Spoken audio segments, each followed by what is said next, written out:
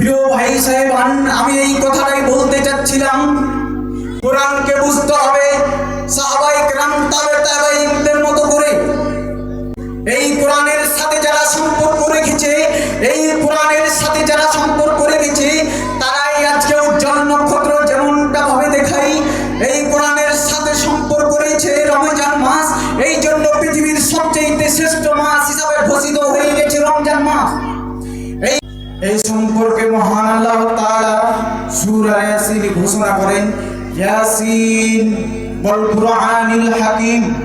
ইয়াসিন এই হরফগুলো হচ্ছে হরফে মুকাত্তাআত, যার অর্থ আল্লাহ তাআলা ছাড়া কেউ জানেন নাই। তারপর মহান রব্বুল আলামিন বলছেন, ওয়াল কুরআনিল হাকিম, নিশ্চয় আমি কোরআনকে বিজ্ঞানময় করে তৈরি করেছি।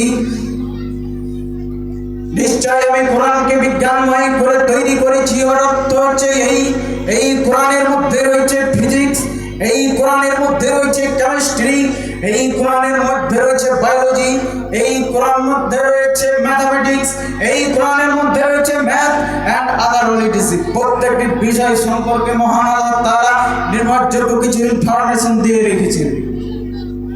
প্রিয় উপস্থিতি, যেমনটা ভাবে মহান আল্লাহ তাআলা বলছেন, ফামান ইয়ামাল মিসকালা যাররাতিন খায়রান ইয়ারা ওয়া মান ইয়ামাল মিসকালা যাররাতিন শাররান ইয়ারা।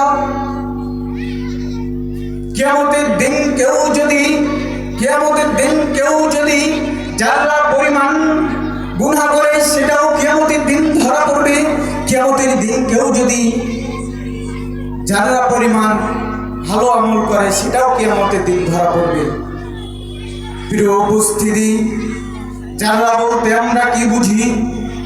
যারা শব্দের অর্থ বুঝিয়েছেন আজ থেকে 1200 বছর আগে তাফসীরে সরিষা, কিন্তু এখনকার ডিজিটাল বিজ্ঞান অর্থাৎ সায়েন্সকে যদি আপনি যারা শব্দের অর্থ বুঝান সরিষার দানা, তাহলে বলবে কোরআনে ভুল রয়েছে। আসলে কি কোরআনের মধ্যে ভুল রয়েছে, না আমরা ব্যাখ্যা বিশ্লেষণের ভুল করছি? পৃথিবী যতই আধুনিক হোক না কেন, কোরআনকে কখনো ডেভেলপ করে যেতে পারবে না। কারণ এই কোরআন 1450 বছর আগেই মহান আল্লাহ তাআলা লিপিবদ্ধ করেছেন, মুহাম্মদ রাসূল সাল্লাল্লাহু আলাইহি সাল্লামের কাছে পাঠিয়েছেন।